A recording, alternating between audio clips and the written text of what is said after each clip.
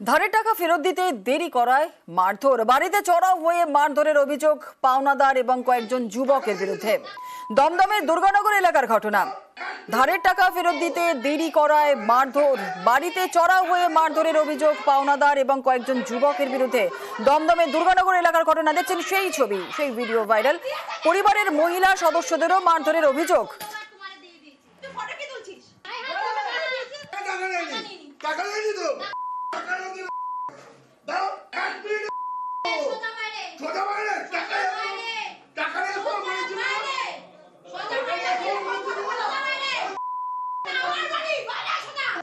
ঘরের মধ্যে ঢুকে এসে আমাকে, আমার ছেলেকে, আমার ননদকে বেধড়ক মেরেছে। বাইরের আউটলুকও ঢুকিয়েছে। যার কাছ থেকে টাকা ধার নিয়েছেন তিনি কি ছিল ঘটনাস্থলে? হ্যাঁ ছিল। আর যারা বহিরাগতরা এসেছিল তারা কোথাকার সব? পাড়ারও ছিল, বাইরের লোকও ছিল, ভাই ছিল, মা ছিল। কতজন ছিল তারা? তাও 8-10 জন ছিল। আমার ছেলে প্রতিবাদ করতে গেছে বলে ওকেও মেরেছে, আর ওকে বাইরে দিতে বলছে। ওকে ঘরে ঢুকে এসে ওকে টেনে নিয়ে যাবে, যে ওকে মারবে ওরা। আমার বৌদি একজনের কাছ থেকে 1 লক্ষ টাকা ধার নিয়েছিল। আমার বৌদি 80,000 টাকা দিয়ে দিয়েছিল, 20,000 টাকা পাবে। তো আমার বৌদি দিতে পারছিল না। কয়েকজন বহিরাগত লোক এসে আমাদেরকে মারধর করে। অভিযোগ জানিয়েছো? হ্যাঁ জানিয়েছি। যারা বহিরাগত এরা এসেছিল তাদেরকে কি তুমি চেনো? না। কাদের কাদের মারধর করে? আমার বৌদিকে, আমাকে, আমার ভাইপোকে। বেলঘরিয়া শিক্ষককে মারধরে জালে মূল অভিযুক্ত গ্রেপ্তার। মূল অভিযুক্ত বিজয় নট। প্রতিবাদী শিক্ষককে মারধরে এখনো পর্যন্ত জালে 6। সাত সকালে বাড়ির কাছে মদের আসর বসেছিল, প্রতিবাদ করে আক্রান্ত হয়েছিলেন শিক্ষক। বেলঘরিয়া সেই শিক্ষককে মারধরে জালে মূল অভিযুক্ত গ্রেপ্তার। মূল অভিযুক্ত বিজয় নট। প্রতিবাদী শিক্ষককে মারধরে এখনো পর্যন্ত জালে 6।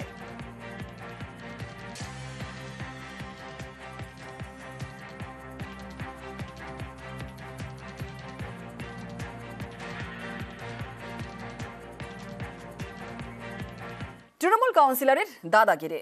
বিধবা মহিলাকে হুমকি, দোকান চালাতে হলে 50,000 টাকা দিতে হবে, না হলে শারীরিক সম্পর্ক করতে দিতে হবে।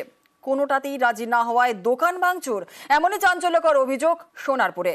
মানতে নারাজ তৃণমূল কাউন্সিলর।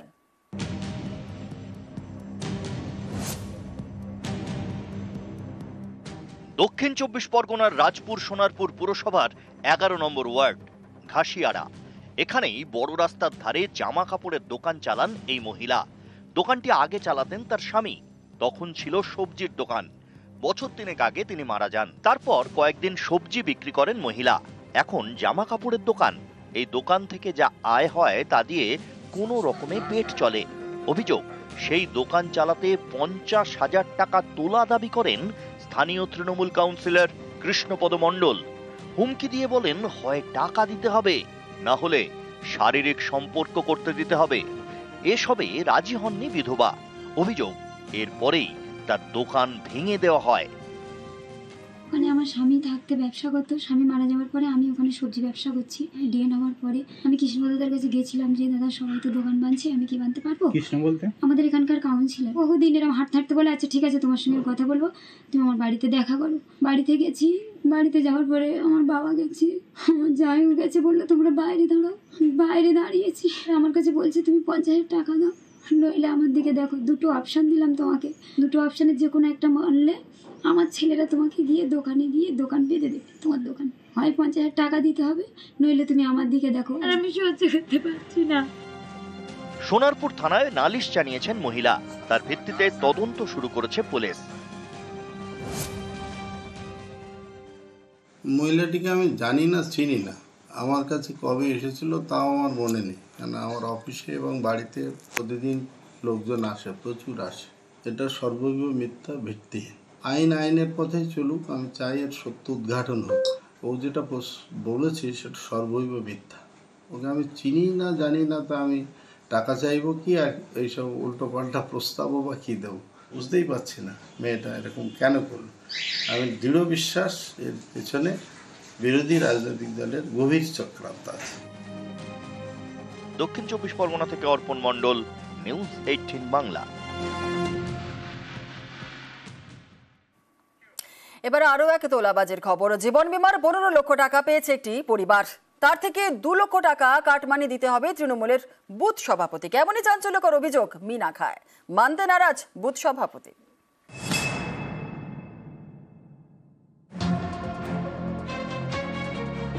জীবন বীমায় মিলেছে 15 লক্ষ টাকা, এর থেকে 2 লক্ষ টাকা কাটমানি দিতে হবে তৃণমূলের বুথ সভাপতিকে। এই মর্মে থানায় অভিযোগ জানিয়েছে মিনাখার এক পরিবার। উত্তর 24 পরগনার মিনাখা, এখানকার বগুড়হুলার বাসিন্দা রবি ভূঁইয়া 2019 সালে গাড়ি দুর্ঘটনায় মারা যান। 6 বছর পর তাঁর জীবন বীমা টাকা পেয়েছে পরিবার। তাদের অভিযোগ, জীবন বীমা থেকে পাওয়া 15 লক্ষ টাকা থেকে 2 লক্ষ টাকা কাটমানি চেয়েছেন বিশ্বজিৎ মণ্ডল, যিনি বগুড়হুলার তৃণমূল বুথ সভাপতি। টাকা না দেওয়ায় খুনের হুমকি দেওয়া হয়েছে বলে অভিযোগ। পরিবারের দাবি, আতঙ্কে তারা ঘর ছাড়া, আত্মীয়র বাড়িতে গিয়ে থাকতে হচ্ছে। আমাদের বুথ সভাপতি বিশ্বজিৎ মণ্ডল 21 তারিখে রাত 10টার দিকে আমাদের বাড়িতে এসে বাবার অ্যাক্সিডেন্ট ক্লেমের টাকা চায়, 2 লাখ টাকা। ওরা আমার বাবার অ্যাক্সিডেন্টের গাড়ি ধরেছিল, সেই গাড়ির কাছ থেকে 8,500 টাকা নিয়েছিল। তো প্রেশার দিচ্ছে, মেরে ফেলে বলছে জীবনের মতন। তাই পালিয়ে লোকের বাড়িতে আমি অন্য জায়গায় আছি। ঘর বাড়ি ভেঙে ভেঙে দেবে বলছে, থাকতে দেবে না, ওখানে বাস করতে দেবে না। এই ধরনের কমপ্লেন হতে আমাদের বড়বাবু ডাক করে, আমরা সমস্ত ওই বাড়ির পরিবার ওরা সবাই গেছিল, আমিও উপস্থিত হয়েছিলাম। যে প্রকৃত ঘটনাটা কি, বড়বাবু সমস্ত জিনিসটা, সমস্ত রিপোর্টটা ওদের কাছ থেকেই শুনেছে। কিন্তু ওদের যারা অভিযোগটা করেছে তারা ওখানে উপস্থিত হয়নি। এই ধরনের মিথ্যে ভিত্তিহীন দিয়ে একটা রাজনৈতিক করা হচ্ছে, এটা সম্পূর্ণ ভিত্তিহীন।